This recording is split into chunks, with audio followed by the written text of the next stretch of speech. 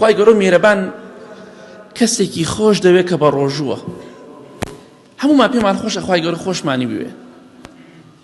هەر عەبدێک هەر بەندەیەک خوا خۆشی ویست والله دڵخۆش و بەختەوەرە. براوەیە لە حەدیثێکی صحیح بخاری مسلم داهاتۆ خۆشەویستی خوا فەرمێ صلی الله عليه وسلم سوێن بەو خوایە کە گیانی منی بەدەستە.